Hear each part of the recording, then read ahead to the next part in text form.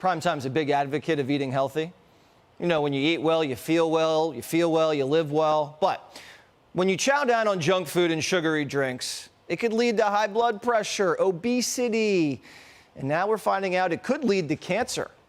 A new study by the American Cancer Society claims that cancer cases will shoot up by nearly 80% by the year 2050.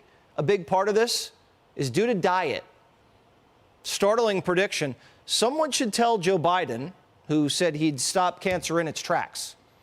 I promise you, if I'm elected president, you're going to see the single most important thing that changes in America is we're going to cure cancer. Elect me or I'll... Okay, that's a bold statement. One way to go about it is maybe stop complaining the Snickers bars are shrinking and there aren't enough potato chips in the bag. Grace Price's grandpa died of cancer a few years back. The experience got her thinking, am I next? What can I do to prevent myself from getting cancer?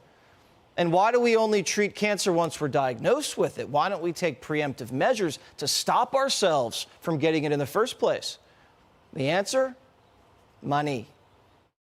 In the past, the American Cancer Society has accepted a $1.9 million fund from Coca-Cola. This is with the knowledge that the overconsumption of sugar can lead to increased risk of obesity and cancer. The American Heart Association accepts funds from Kellogg's and Coke. The American Diabetes Association accepts funds from Coke. The list goes on. The easiest way to understand why certain products are promoted as healthy is to follow the money. 95% of the 2020 U.S. Dietary Guidelines Advisory Committee had a conflict of interest with the big food and big pharma. Now, if you've been watching Primetime, you know how bad this junk food stuff is. Grace Price, her documentary shows you the truth.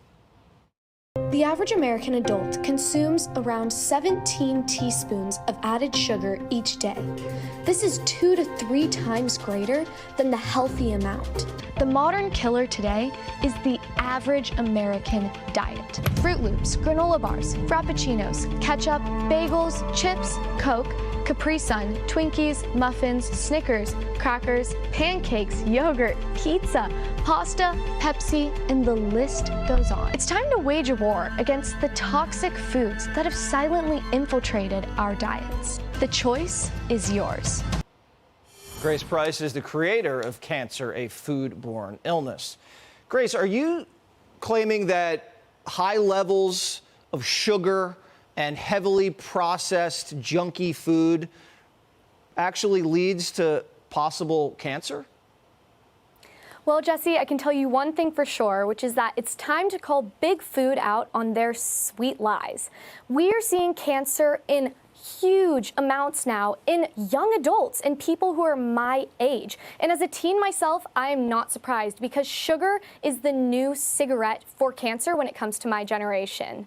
We are the ones buying frappuccinos, snacking on cereals, and eating sugar all day and then told to just take Ozempic as a quick fix. It's so wrong. Coca-Cola funds millions to national health organizations like the American Cancer Society to try to convince us that their high fructose corn syrup filled foods aren't going to make us sick. We know that's not true, and we also know that cancerous cells have a massive appetite for sugar. So I am here to fix this.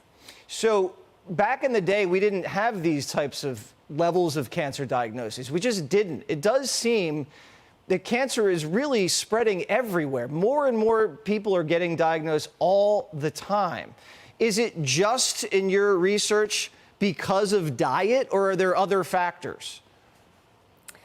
Well, what I can tell you is I decided to go in a deep dive on this, and I found that everything aligned with all of the sugar and ultra-processed foods that we have been consuming. As cancer rates have been increasing, so have those things, and especially in unprecedented amounts in my generation. Greater than 67% of our diet comes from these ultra-processed foods, which are filled with sugar and bad oils that we have studies that show are linked to cancer. What happens when you go and get one of those double frappuccino espresso mocha things from Starbucks? And we're not accusing Starbucks of giving everybody cancer, but how much sugar is in that thing? I think the last time I checked, it was 36 grams. But if I'm being quite honest with you, I never order those. And I'm trying to encourage other teens not to. So I'm expanding onto TikTok and other platforms for this. But thank you for having me, Jesse. All right, thank you so much. And everybody go check out her documentary. We appreciate it. Hey, Sean Hannity here. Hey, click here to subscribe to Fox News YouTube page and catch our hottest interviews and most compelling analysis. You will not get it anywhere else.